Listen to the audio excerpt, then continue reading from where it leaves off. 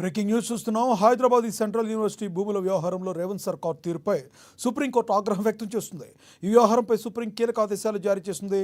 తదుపరి ఉత్తర్వులు ఇచ్చేంత వరకు కంచె గచ్చిబౌలి భూములపై చర్యలు నిలిపివేయాలని తెలంగాణ ప్రభుత్వాన్ని ఆదేశించింది.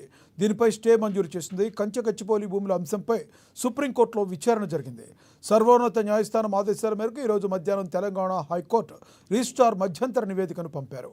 హైకోర్టు నివేదికను జస్టిస్ గవాయ్ ధర్మాసనం క్షుణ్ణంగా పరిశీలించింది.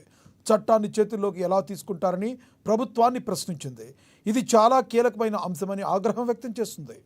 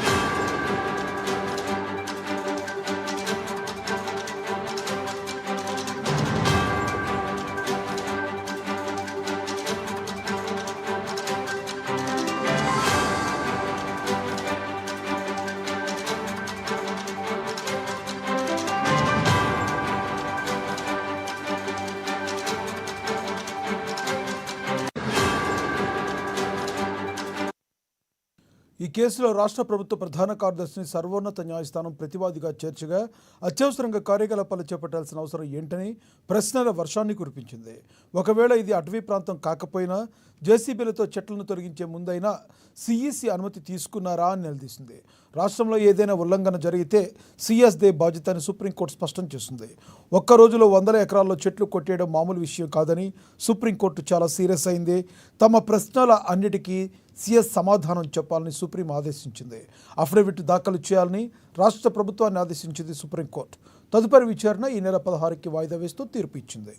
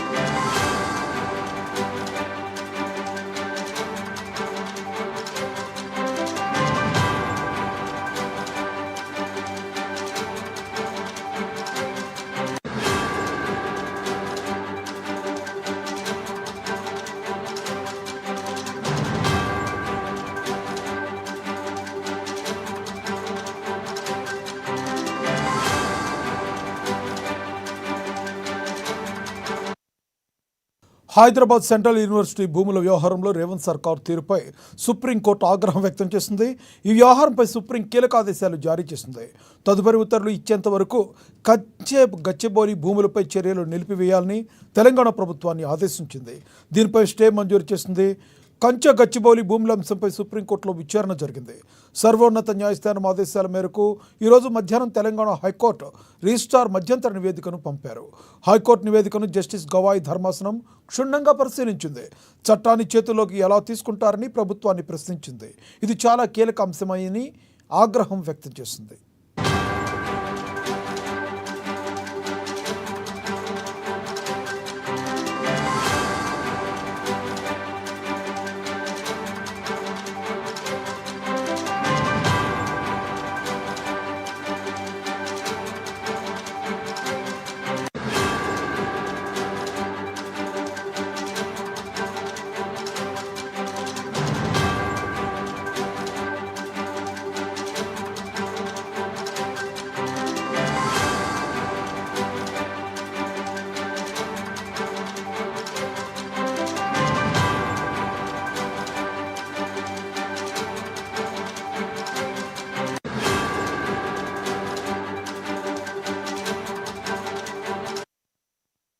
ఈ కేసులో రాష్ట్ర ప్రభుత్వ ప్రధాన కార్యదర్శిని సర్వోన్నత న్యాయస్థానం ప్రతివాదిగా చేర్చగా అత్యవసరంగా కార్యకలాపాలు చేపట్టాల్సిన అవసరం ఏంటని ప్రశ్నల వర్షం కురిపించింది.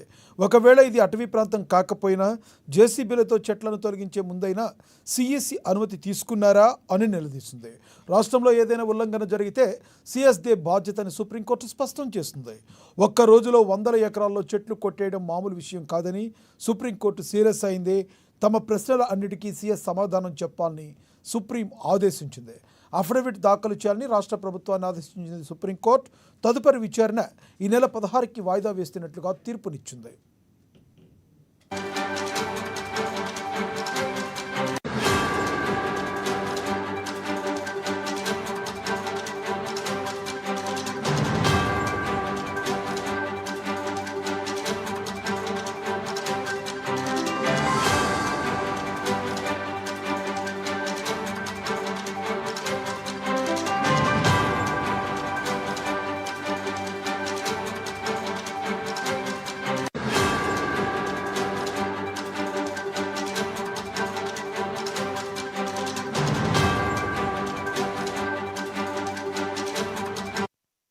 హైదరాబాద్ సెంట్రల్ యూనివర్సిటీ భూముల వ్యవహారంలో రేవంత్ సర్కార్ తీరుపై సుప్రీంకోర్టు ఆగ్రహం వ్యక్తం చేస్తుంది.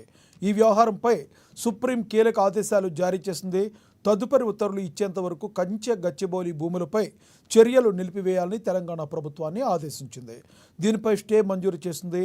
కంచె గచ్చిబౌలి భూముల అంశంపై సుప్రీంకోర్టులో విచారణ జరిగింది. సర్వోన్నత న్యాయస్థానం ఆదేశాల మేరకు ఈరోజు మధ్యాహ్నం తెలంగాణ హైకోర్టు రిజిస్ట్రార్ మధ్యంతర నివేదికను పంపారు.